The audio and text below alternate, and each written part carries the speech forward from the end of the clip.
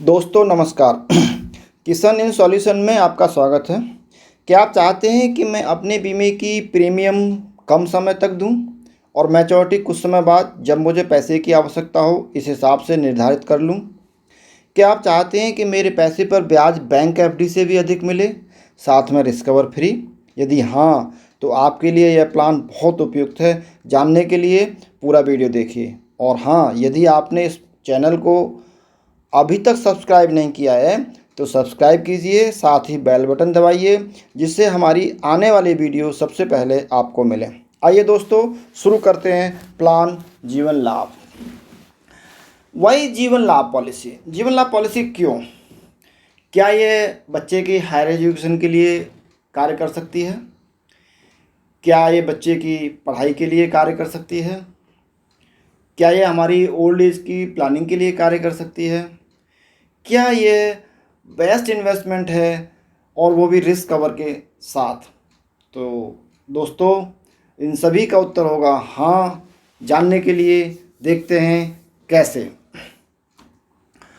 सबसे पहले हम इस पॉलिसी की एलिजिबिलिटी देख लेते हैं कि ये पॉलिसी हम ले सकते हैं या नहीं ले सकते। तो सबसे पहले हम देखते हैं मिनिमम एज एट एंट्री क्या होनी चाहिए। दोस्तों, मिनिमम एज एट एंट्री इसमें 8 साल की होनी चाहिए और वो भी कंप्लीट, यानी पूरे 8 साल उम्र पूरी हो जानी चाहिए। मैक्सिमम एज एट एंट्री इसमें डिपेंड करता है क्योंकि इसमें 3 टर्म हैं। 3 अवधि के लिए आप ये बीमा ले सकते हैं। एक 16 साल के लिए बीमा ले सकते हैं, एक 21 साल के लिए बीमा ले सकते हैं और एक 25 साल के लिए बीमा ले सकते हैं। तो जब 16 साल के लिए अगर आप बीमा लेंगे तो उसमें 59 साल तक आप इस पॉलिसी को ले सकते हैं। 21 साल की उम्र में 21 साल के टर्म के लिए यदि आप बीमा ले रहे हैं तो 54 साल के लिए उम्र में बीमा ले सकते हैं और 25 साल के टर्म के लिए यदि बीमा ले रहे हैं तो 50 साल की उम्र तक ये बीमा ले सकते हैं। मैच्योरिटी, जो मैक्सिमम मैच्योरिटी एज है वो 75 ईयर से ऊपर नहीं होनी चाहिए। तो मिनिमम सम एश्योर्ड इसमें 2 लाख का है। मैक्सिमम सम एश्योर्ड की कोई लिमिट नहीं है। 10,000 के मल्टीपल में आप जितना चाहो उतना ले सकते हो। टर्म की जहाँ तक मैंने बात है अभी बताया था, एक 16 साल है, एक 21 साल है और एक 25 साल है। लेकिन पीपीटी इसमें, जैसे कि आपने कहा कि मैं कुछ समय तक ही पैसा देना चाहता हूँ और बाद में मुझे मैच्योरिटी मिल जाएगी जब मुझे पैसे की आवश्यकता होगी, जो मैंने समय निर्धारित किया है। अगर आप 16 साल का टर्म लेते हैं तो आपको केवल 10 साल तक प्रीमियम देना है। यदि आप 21 साल का टर्म लेते हैं तो आपको प्रीमियम 15 साल तक देना है और अगर 25 साल का टर्म लेते हैं तो आपको प्रीमियम केवल 16 साल तक लेना है। मोड का जहाँ तक सवाल है, मोड इसमें आप मंथली नेट से, सैलरी सेविंग से, क्वार्टरली, हाफ ईयरली, ईयरली जो चाहें वो कर सकते हैं।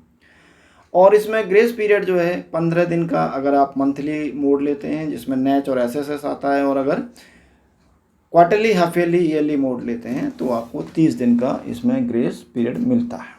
अब आइए बात करते हैं दोस्तों बेनिफिट की। बेनिफिट इसमें 2 तरह के बेनिफिट होते हैं, एक मैच्योरिटी बेनिफिट होता है और एक डेथ बेनिफिट होता है।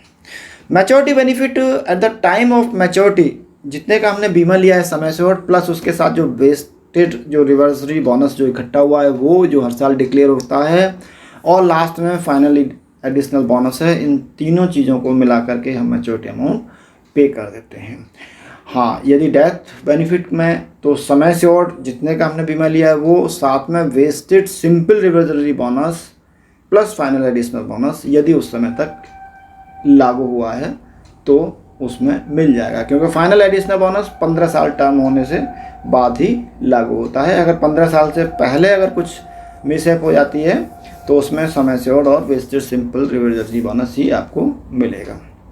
मैच्योरिटी और डेथ बेनिफिट को दोनों को ही आप इंस्टॉलमेंट में ले सकते हैं, यानी कि यहाँ पर आप इंस्टॉलमेंट में, सेटलमेंट ऑप्शन में इंस्टॉलमेंट बना सकते हैं। ये इंस्टॉलमेंट आपकी 5 साल की भी हो सकती है, 10 साल की भी हो सकती है और 15 साल की हो सकती है। जो भी टर्म आप चाहें इंस्टॉलमेंट का वो आप इंस्टॉलमेंट बना सकते हैं सेटलमेंट ऑप्शन में। सेटलमेंट ऑप्शन में जो आपकी मैच्योरिटी बनती है उस मैच्योरिटी के हिसाब से जो आप टर्म ले रहे हैं उस टर्म में जो समय कॉर्पोरेशन के इंटरेस्ट रेट चल रहे होंगे उस इंटरेस्ट रेट को एक्यूमुलेट करके, सारा कैलकुलेशन करके आपकी मैच्योरिटी अमाउंट में जोड़ दिया जाएगा और फिर आगे आने वाले 5, 10, 15 जो भी समय आपने निर्धारित किया है उस समय के लिए उसको आपको क्वार्टरली, हाफ ईयरली, मंथली या ईयरली जैसा भी आप मोड चाहेंगे उस मोड में आपको दे दिया जाएगा।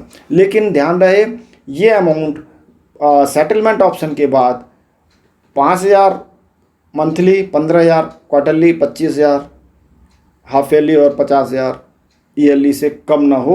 यदि इससे कम होगी तो वहाँ सेटलमेंट ऑप्शन आप नहीं ले सकते हैं।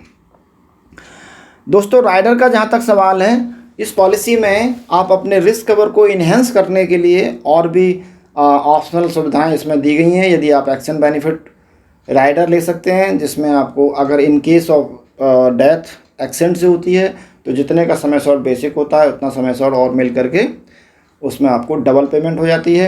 यदि accident, disability and death benefit rider लेते हैं तो accident, disability and death benefit rider में यदि एक्सीडेंट से डेथ होती है तो पेमेंट मिलता ही मिलता है, लेकिन साथ में यदि डिसेबिलिटी हो जाती है और पॉलिसी की में लेने के कभी भी एक्सीडेंट होता है और एक्सीडेंट से 180 दिन के अंदर अंदर डेथ या डिसेबिलिटी हो जाती है तो ऐसी स्थिति में हम आगे का जो समय छोड़ है उसे 120 महीने की यानी कि अगले 10 साल तक उसको हम पेमेंट करेंगे और साथ ही आगे का प्रीमियम भी समाप्त हो जाएगा यानी वेव हो जाएगा। क्रिटिकल इलनेस राइडर भी इसमें आप ले सकते हैं। टर्म इंश्योरेंस राइडर भी अपने रिस्क कवर को इन्हेंस करने के लिए ले सकते हैं। प्रीमियम वेवर बेनिफिट राइडर भी आप इसमें ले सकते हैं। प्रीमियम वेवर बेनिफिट राइडर उन बच्चों के लिए अवश्य लेना चाहिए क्योंकि ये पॉलिसी आपको पता है कि 8 साल के बच्चे की उम्र से हो जाती है और 18-20 साल तक बच्चा कुछ कमाता नहीं है। इन बिटवीन यदि फादर के साथ कोई घटना घट जाती है तो ऐसे में बच्चे की पॉलिसी का प्रीमियम कौन देगा, उसको बेनिफिट को लेने के लिए इसमें प्रीमियम बेनिफिट राइडर भी लेना चाहिए।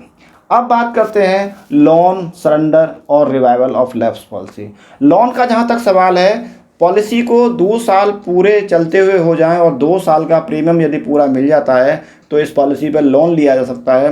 लोन 90% होगा सरेंडर वैल्यू का इन फोर्स पॉलिसी में और 80% होगा सरेंडर वैल्यू का पेड अप पॉलिसी में, जहाँ की पॉलिसी लैप्स हो चुकी है और पेड अप एक्वायर कर चुकी है। सरेंडर वैल्यू पॉलिसी को कभी भी सरेंडर किया जा सकता है 2 साल पूरे होने के बाद, जब 2 साल के उसमें प्रीमियम जमा हो गए हों। लेकिन पॉलिसी को सरेंडर कराना कभी भी फ़ायदेमंद नहीं होता क्योंकि इसमें नुकसान ही होता है, इसलिए सरेंडर पॉलिसी को कराने से बचना चाहिए। रिवाइवल का जहाँ तक सवाल है, पॉलिसी पहले 2 साल तक रिवाइवल हो सकती थी पहली फर्स्ट अनपेड प्रीमियम से, अब उसको बढ़ा करके 5 साल कर दिया गया है कि फर्स्ट अनपेड प्रीमियम से अगले 5 साल तक आप इस पॉलिसी को रिवाइवल करा सकते हैं। दोस्तों, ये तो रही इस पॉलिसी की कुछ फीचर्स जो मैंने आपको बताए, लेकिन अब एक एग्जाम्पल लेते हैं क्योंकि मैंने अभी आपको बताया कि इस पॉलिसी को आप जब स्टार्ट किया था तो इस पॉलिसी को आप बच्चे की हायर एजुकेशन के लिए भी ले सकते हैं, बच्चे की मैरिज के लिए भी ले सकते हैं, अपने ओल्ड एज प्रोविजन के लिए ले सकते हैं। तो यहाँ पर हमने एक एग्जाम्पल लिया है राहुल कुमार जी का, जिनको हमने 3 प्लान अलग अलग से सजेस्ट करके उनको दिया है कि एक 16 साल के लिए जिसमें 10 साल प्रीमियम जाएगा, जिसमें प्रीमियम बैठता है 83,494 प्लस GST और मैच्योरिटी इसकी बैठती है 17,13,000 रुपये। दूसरा प्लान हमने इनको सजेस्ट किया 936-21 जिसमें 15 साल प्रीमियम जाएगी, जिसका प्रीमियम बैठती है 53,305 प्लस GST। इसकी मैच्योरिटी 20,87,000 रुपये बैठेगी। और तीसरा प्लान हमने इनको दिया 936-25-16 जिसमें प्रीमियम 16 साल जाएगी और जिसमें प्रीमियम बैठती है 45,027 रुपये प्लस GST। इसमें मैच्योरिटी 27 लाख बैठेगी। दोस्तों, ये जो मैच्योरिटी हमने कैलकुलेट की है ये आज के करंट के जो बोनस रेट चल रहे हैं LIC के, कॉर्पोरेशन के, उसके आधार पर की है। आगे इनमें थोड़ा बहुत तब्दीली हो सकती है लेकिन बहुत ज़्यादा होने की संभावना नहीं है क्योंकि पिछले 10 साल का एक्सपीरियंस हम देख रहे हैं कि बोनस रेट हमारा 1-2 रुपये बढ़ ही जाता है। अब देखते हैं दोस्तों ये पॉलिसी हमें कैसे और क्या रिटर्न देती है। देखिए, यहाँ हमने पहली पॉलिसी उनको 936-10-16 दी थी जिसमें 17,13,000 रुपये मिल रहा था और उनकी एज इस समय जो है वो 25 साल है और 16 साल के बाद उनके बच्चे की एज लगभग 17 साल होगी। उस समय हायर एजुकेशन में आ रहा होगा, उस समय उनको 17,13,000 रुपये मिल जाएंगे, जो बच्चे की हायर एजुकेशन के काम आएंगे। दूसरे वाले की मैच्योरिटी 21 साल के बाद होगी, जिसमें 21 साल में उनकी एज जो है लगभग 46-47 साल हो रखी होगी। उस समय उनका कोई बच्चा एक शादी के लिए आ सकता है, ये उसके काम आ सकती है।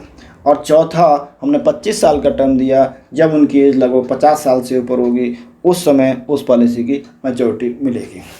अब देखते हैं दोस्तों, हमने कहा कि ये पॉलिसी एफडी से भी अच्छा रिटर्न देती है। तो देखिए, आज की डेट में बैंक में एफडी के रेट 5.5 से 6% के बीच में है। तो यदि हम 10 साल का लेते हैं, जिसमें हम 10 साल तक 83,494 रुपये देते हैं और 6 साल इसमें हमें कोई प्रीमियम नहीं देना, हमें मैच्योरिटी 17,13,000 रुपये मिलती है। और इसके जब IRR निकालते हैं तो 6% बैठता है दोस्तों, एफडी से भी अधिक।